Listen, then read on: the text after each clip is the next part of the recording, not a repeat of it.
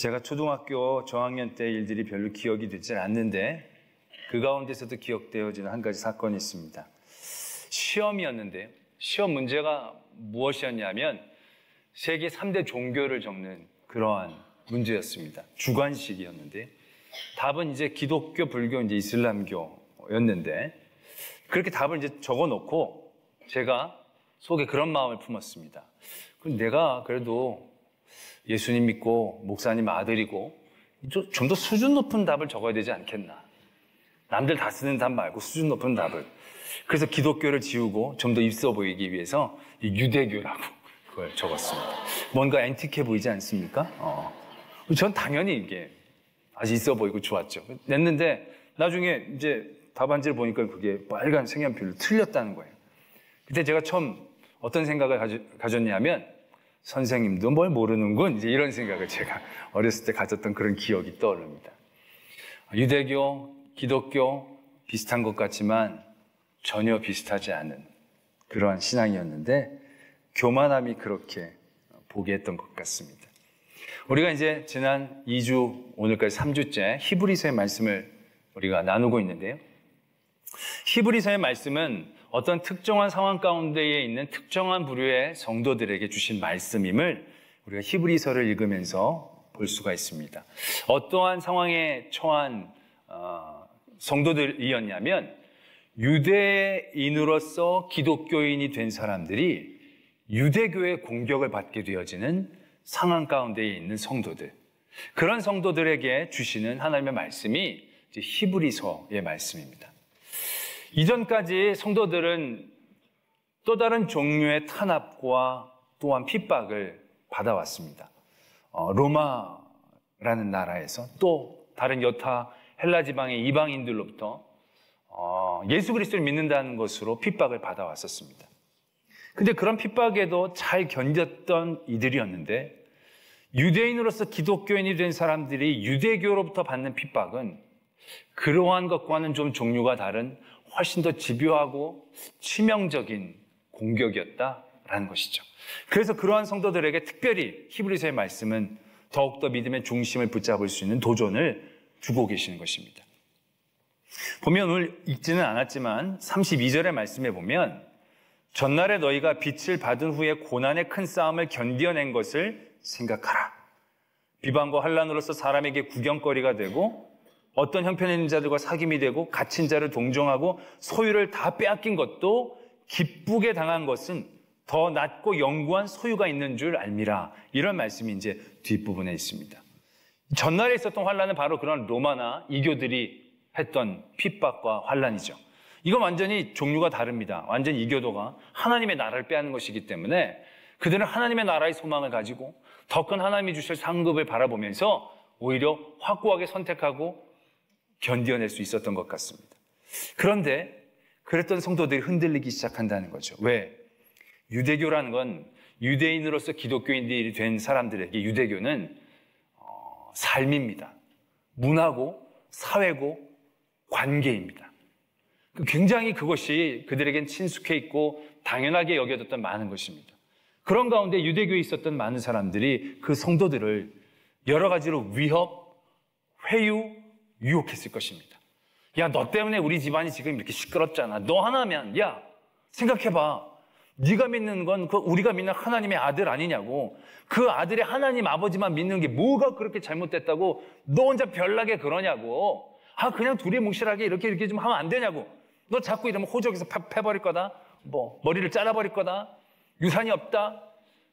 여러 가지의 종류, 우리가 예측할 수 있는 그러한 종류들, 협박, 회유, 유혹들, 그런 삶의 자리에 놓여 있는 성도들이었다는 것이죠. 그런 삶의 자리에서 이 기독교 성도들은 많이 흔들리고 있었던 것 같습니다. 그래서 히브리서의 말씀은 유대교가 기독교가 아니다라는 거죠. 우리가 믿고 우리가 따르는 건 절대 다르다는 것입니다. 그리고 우리가 더욱더 소망을 붙잡고 견뎌나가야 된다는 말씀을 우리가 계속 보았던 것입니다. 그 성도들에게 주시는 하나님의 말씀이다라는 거죠. 저는 어떻게 보면 이 히브리서의 말씀이 결국 이 시대를 사는 우리들에게 하나님이 주신 말씀이라는 생각들을 하게 됩니다. 왜냐하면 우리의 상황이 이들의 상황과 흡사하기 때문에 그렇다는 것이죠. 요즘 어떻습니까? 여러분들 예수님을 믿는데 커다란 핍박이나 환란이 있는 경우는 많지 않습니다. 진짜 나가면 죽인다거나 다 빼앗는다거나 관계를 단절한다거나, 이거 옛날만큼 요즘은 그렇게 많지 않다는 것이죠. 근데 오히려 옛날에는 그러한 핍박과 환란 가운데서 믿음을 지켰던 성도들이 있었던 교회는 건강하고 아름답게 자라났습니다.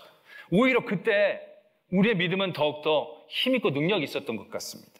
근데 요즘은 어떻습니까? 세상이 우리를 핍박하고 뺏으려고 겁박하지는 않습니다. 근데 묘하게 협박하고 유혹하고 회유하는 것들을 경험하게 된다는 것이죠.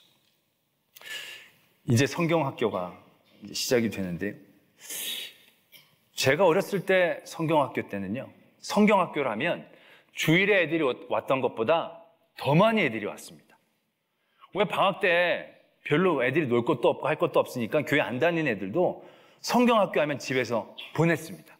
왜? 갔다 오면 공책이라도 다 몇 권씩 들고 오거든요. 저도 어렸을 때는 늘 교회에서 그때 받았던 공책하고 연필로 학창시절을 보냈던 것 같습니다. 그런 거 많이 주니까.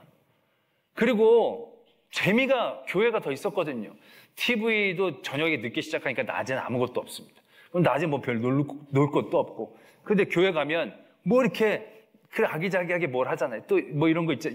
옛날에는 그 그림 슬라이드 같은 게 있었습니다. 성경 이야기들을 이렇게 그림을 해가지고 성우들이 그랬던 것이었습니다. 삑! 그러면 착각 누르면 착각하면서 이제 화면이 바뀌고. 그게 왜 그렇게 재밌었는지. 그런 재미들이 있어서 성경학교 하면 평소에 안 오던, 안 다니는 애들도 와서 훨씬 더 많이 왔습니다. 근데 요즘 성경학교로 오면 주일보다 애들이 적게 옵니다. 이 중고등부 수련회는 더 심각합니다. 저희가 갔었을 때는, 제가 중고등부 때는 수련회 가면 진짜 주일 출석했던 애들하고 다른 애들 막 다 따라옵니다. 왜냐하면 따로 가족들이 휴가를 많이 가거나 그러질 않았기 때문에 집에 애들이 있는 것보다는 애들이 가는 게 부모들이 편하니까, 회비도 싸고 하니까 거기라도 딸려가서 놀고 오라고 그러면서 많이들 보냈어요.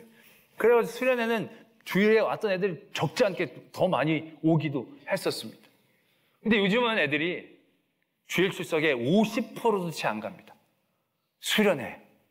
엄청난 예산을 쏟아부어도 안 갑니다. 옛날에는 방이 어디 있어요? 천막에서도 자고 이런. 그랬는데도 다 갔는데 요즘은 그냥 가면 안 갑니다. 무슨 텔 이렇게 붙어야 애들이 잘만 하네. 안 가는 애들 물어보면 다 잠자리가 불편해서요. 먹는 게 나빠서요. 씻는 게 불편해서요. 다 이런 얘기를 합니다. 차라리 말씀이 은혜가 되지 않아서요. 성령 충만하지 않아서요. 믿음의 열정이 식어서요. 이러면 이해를 가겠는데 그런 게 아니에요. 편하지 않다. 불편하다는 게 가지 않는 이유다라는 것이죠. 지금 교회 예배도 그렇지 않습니까? 지금 우리 교회 예배당 얼마나 이게 여름에 시원한 편입니까? 자리도 얼마나 이게 딱딱하지 않고 푹신푹신합니까? 나가면 덥습니다. 이 옛날 같으면 나가면 은행 문도 주일은 안 여니까 어디 시원한 데 별로 없습니다. 이러면 진짜 3부 예배도 드렸다가 점심 먹고 4부 예배도 드렸다가 나가면 더우니 시원한 여기서 얼마나 좋습니까? 아래에서 커피 한 잔 마셨다가 시원한 데 있다. 그런데 안 오는 거죠. 고민이 많아요. 시원해도, 자리가 편해도 더 편하고 더 재밌고 더 안락해 보이는 곳이 너무 많은 시대를 우리가 살고 있기 때문에 그렇다는 거죠. 가지 말란 얘기를 안 합니다. 그러나 더 좋은 곳이 있다고 얘기를 하죠. 더 편안한 곳이 있다라고 얘기합니다. 또 많은 사람들이 교회를 욕합니다. 또 믿는 사람들의 잘못을 자꾸 얘기합니다. 그래서 우리는 교회 똑같아. 믿는 사람 똑같아. 그런 얘기 자주 듣게 됩니다. 여러분, 예수님이 잘못한 게 아니라 사람이 잘못한 거예요. 근데 우리는 사람이 잘못한 것 때문에 예수님께 안 나가도 될 것처럼 생각할 때가 많이 있다는 것입니다. 교회 안 나오는 이유가 예수님이 나를 싫어하고 예수님 나를 미워해서가 아니고 교인들이 못돼서, 뭐가 불편해서, 우리는 묘하게 그러한 이유를 대해서 예수님에게로 나아가지 않는 그러한 삶의 자리들을 우리들이 심심치 않게 경험하는 시대를 살고 있다는 것입니다. 그러한 이때에 히브리서는 우리들을 도전하고 계신다는 거죠. 큰 환난과 핍박 때만이 아니라 이런 협박과 회유와 유혹의 시대 가운데에서 우리가 믿음의 중심을 잃지 않고 사는 길, 우리가 그걸 지난주와 지지난주에 나눴던 것입니다. 다른 게 아니라는 것입니다. 다른 것에 힘쓰고 애쓰는 것이 아니라는 것입니다. 우리가 끝까지 예수 그리스도라는 초점을 놓치지 않고 날마다 조금씩이라도 더 나아가야 되고, 그 예수님의 관계를 더욱더 붙잡기 위해 애쓰고 힘써야 되는 믿음의 자리들을 우리가 계속해 나가야 된다는 것을 나눈 것입니다. 그게 지금 이 시대에 우리가 살아남는 길이다라는 것을 오늘 말씀은 우리에게 가르쳐주고 계신다는 것입니다. 그러나 그렇게 얘기만 해도 충분하지 않은 것을 느끼게 됩니다. 우리가 열심히 교회는 다니는데 믿는데도 우리가 초점을 잃어버릴 때가 적지 않음을 발견하게 된다는 것입니다. 이탈리아의 베네치아라는 데가 있습니다.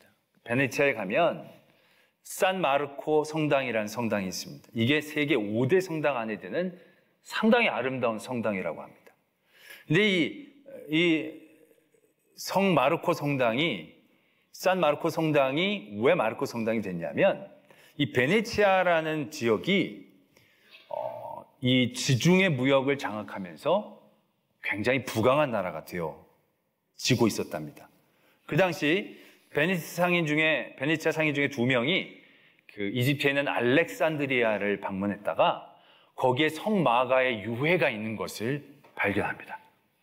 그리고 나서 그 성마가의 유해를 훔쳐옵니다. 왜냐하면 그 땅은 지금 이슬람이 점령하고 있는 땅이었기 때문에 성마가 유해를 돼지고기 속에 넣어서 이제 베네치아로 가져옵니다. 왜냐하면 이제 무슬림들은 돼지고기를 이제 안 만지니까, 들치거나 그러질 않으니까 거기에 성마가 유해를 가지고 베네치아로 옵니다. 그 성마가 유해를 받은 이 베네치아가 아주 감격하면서 그 마가를 위한 성당을 지은 게, 그게 이제 성 마르코 성당의 유래입니다. 여러분들 아셨습니까? 맨날 가서 사진만 찍지 그런 거 아셔야 되는데, 그런데 그게, 잘 들어보십시오. 그게 정말로 성인, 정말 하나님의 사람이 유해가 이슬람 땅에 있으니까 우리 성도들의 땅으로 와서 거기다 편하게 묻어드려야 되겠다, 이런 마음만 있으면 문제가 없는데, 이게 이런 마음 가운데서 된 게 아니에요. 원래 베네치아는 테오도르라는 성인이 있었어요. 수호 성인이 있었어요. 이제 테오도로가, 다 모르시죠? 다 몰라요. 이게 몰라. 그게 이제 그 지역의 순교자였기 때문에 성인이 됐는데, 이게 지명도가 떨어지는 거예요. 다른 이탈리아 여러 이제 그때 공국들이 있었을 때, 뭐 나는 성 요한, 마테, 베드로, 막 유명한 사람 얘기 막 하는데, 이 베네치아는 자기가 잘 사는데도 이 테오도로니까 이게 명함이 딸린다는 거죠. 그래서 마가의 유해를 갖고 온 거예요. 그래서 우리는 마가다. 그래서 마가의 유해가 온 다음에 성 마르코 성당을 지은 다음에 수호 성인을 바꿨어요. 테오도로를 때려치고 마가를 가지고 자기 베네치아의 수호 성인을 세웠다는 거예요. 무슨 뜻인지 아십니까? 이게 하나님을 잘 섬기는 모습 가운데서 나타난 게 아니에요. 정말 화려하게 짓고 아름답게 지었는데 그 아름다움이 지은 것이 정말 하나님의 영광을 지은 게 아니었다라는 것입니다. 제가 어제 저녁에도 그 말씀을 드렸는데, 자꾸 이탈리아 얘기해서 죄송한데, 이탈리아의 시칠리아의 카타리아라는 그런 도시가 있어요. 꽤 큰 도시인데 거기서 큰 성당이 하나 있습니다. 그 성당에 딱 들어가면 정면에 한 여인의 그림이 있습니다. 그 여인의 이름은 아가타입니다. 그 아가타가 거기에 순교한 여인입니다. 그 도시의 수호 성인입니다. 성당 안에 그 여인의 그림이 중앙에 떡하니 있고 아가타 적혀 있고, 예수님은 여기에 계십니다. 10분의 1 정도 크기로 여기에 마리아가 있습니다. 저는 깜짝 놀랐습니다. 그게 성당인지 성황당인지 사당인지 알 수가 없는 거예요. 왜 이런 현상이 일어나는 것입니까? 예수 그리스도를 믿고 예수 그리스도로 기뻐하고 예수 그리스도로 만족해야 하는 믿음의 초점으로 가지고 열심히 믿어왔는데 그 믿음의 초점을 잃은 겁니다. 열심히는 믿고 뭔 하는데 그게 하나님 중심이 아니었다는 거예요. 예수 그리스도의 초점이 아니라 결국 인본주의였다는 거죠. 자기 수호성인을 만드는 거예요. 결국 자기 좋자고 만든 거예요. 그게 이름만 아가타고 이름만 마태지 그게 바알하고 아세라랑 뭐가 다른 얘기냐는 거죠. 건축물만 예쁘게 멋있게 돈이 많으니까 크게 지었지 산당하고 뭐가 다르냐는 얘기죠. 우리의 믿음이 초점을 잃을 때 열심히 달려가지만 엉뚱한 열심, 결국 인본주의에 빠지게 된다는 것입니다. 결국 르네상스라는 게 이 중세 시대를 통하여 반대한 작용으로 난 르네상스 뭔지 아시죠? 이게 로마 그리스의 어떤 인본주의적인 것에 대한 부활을 의미하는 거죠. 중세기를 암흑기로 얘기하는 거죠. 근데 이게 중세에 대한 반대로 르네상스가 나온 게 아니에요. 어떻게 보면 중세 안의 연장선상에서 일어난 거예요. 왜? 그때 신앙은 인본주의였으니까. 하나님을 믿는다는 건 이름뿐이었고 그 속에는 자기 중심인 거예요. 자기 편하고 자기 원하고 자기 가까운 성인들로 수없이 자기를 보호하는 사람들로 감싸서 정말로 중요한 핵심인 예수 그리스도를 느끼지 못하고 있었던 시대. 결국 그러한 연장선상에서 면죄부가 나오고 결국 가장 인본적인 르네상스가 시작이 되는 거죠. 너무 안타까운 얘기죠. 바로 우리가 살고 있는 이 시대 우리들에게도 적용되어진 얘기입니다. 여러분들은 예수 그리스도를 바라보고 예수 그리스도를 소망한다는 게 무슨 뜻이고 어디까지 의미하는 것인지 알고 계십니까? 오늘 보면 우리가 믿는 도리의 소망을 움직이지 말며 굳게 잡아야 되는데 소망이라는 게 뭡니까? 소망이라는 것은 어떻게 보면 힘입니다. 움직이게 하는 힘. 환난과 어려움이 있어도 그걸 뚫고 나가게 하는 힘. 그게 소망이죠. 많은 유혹이 있어도 그 유혹을 뚫고 나갈 수 있게 하는 힘. 그게 소망입니다. 여기가 좋아, 저기가 좋아? 아니야, 그런 거 안 좋아. 나는 더 좋고 더 아름답고 더 영원한 것들을 향해 나가. 그 핵심이 소망이다라는 것입니다. 그래서 우리는 그 소망을 가지고 열심으로 환난도 이기고 유혹과 핍박도 이겨나갑니다. 그런데 그 소망이라는 것의 핵심을 우리가 잃어버리면 우리가 그 방향을 잃어버리게 된다는 거죠. 무슨 얘기입니까? 오늘 아까도 읽어드렸듯이 우리가 큰 상을 바라고 연구한 소유, 그 연구한 소유가 내가 붙잡고 내가 누릴 수 있는 상황과 환경 가운데에서 그려지고 있다면 그것이 우리의 삶에서 이루어지고 날 때 우리의 소망은 길을 잃는다는 거죠. 80년대, 90년대 기도원이나 이런 데 가면요 통성기도하면 와와와와 이랬어요. 근데 요즘은 가면요 월월월월월월 뭔가의 간절함의 길을 잃고 있는 것을 보게 된다는 것이죠. 우리도 통성기도 좀 하려고 하면 어떻습니까? 주야! 그런다는 거죠. 그렇게 간절한 게 많지 않은 거예요. 우리의 간절한 소망, 뭔가 뚫고 이런 환난도 뚫고 유혹도 뚫고 나갈 수 있는 힘의 초점을 우리가 조금씩 잃어가고 있다는 것이죠. 왜요? 그 초점이 잘못됐으니까. 우리가 믿는 도리의 소망, 그 소망이 결국 어떠한 초점을 갖고 있어야 되는 것입니까? 편하게 지내고 많은 걸 누리고 그러면 그것이 우리에게 주어졌을 때 우리는 소망을 잃는 거나 마찬가지죠. 히브리서 3장 1절에 이렇게 말씀이 적혀져 있습니다. 그러므로 함께 하늘의 부르심을 받은 거룩한 형제들아 우리가 믿는 도리의 사도이시며 대제사장이신 예수를 깊이 생각하라. 믿는 도리의 사도이신 예수 그리스도, 믿는 도리의 소망, 그 핵심 결국 그 예수 그리스도. 예수 그리스도의 핵심은 십자가와 보혈의 피 이거다라는 것입니다. 다른 게 중요한 게 아니라는 것입니다. 우리가 날마다 주님을 향하여 나간다, 주님을 향하여 열심 낸다, 주님의 관계를 위해서 애쓰고 힘쓴다, 다른 게 아니에요. 우리가 여기로 기뻐하고 여기로 즐거워하고 여기로 만족해야 된다는 거예요. 내가 정말로 얼마만큼 굳게 잡아야 되느냐, 그걸 내 믿음을 내가 시험해 본다면 나는 예수님 때문에 어디까지 포기할 수 있는가? 나는 예수님 때문에 무엇까지 참을 수 있는가? 나는 예수님 때문에 어디까지 견딜 수 있는가? 결국 그것이 중요한 것이다라는 겁니다. 어디까지냐? 예수 밖에는 없다라고 고백할 수 있어야 된다는 거죠. 찬송가 94장에 이 세상 즐거움 다 버리고 오직 예수밖에 없다라고, 예수밖에는 없다는 고백들이 되어질 때까지 우리가 그 초점을 굳게 붙잡아야 한다는 것입니다. 여러분은 예수님 때문에 어디까지 포기할 수 있습니까? 예수님 때문에 무엇까지 내려놓을 수 있습니까? 그러나 우리는 예수님을 사랑한다고 얘기합니다.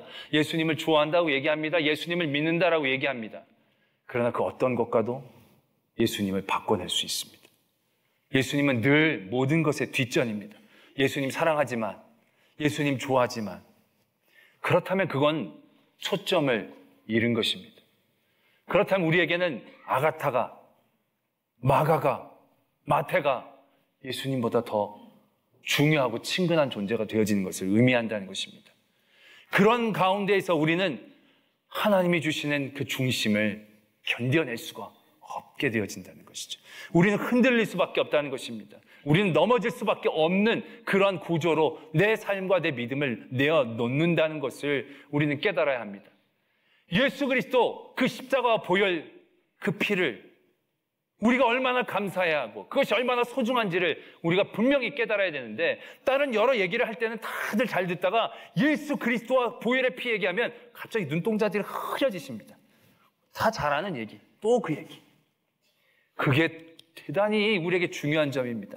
예수를 깊이 생각하는 건 다른 게 아닙니다. 다른 여러 가지를 생각한다는 게 아닙니다.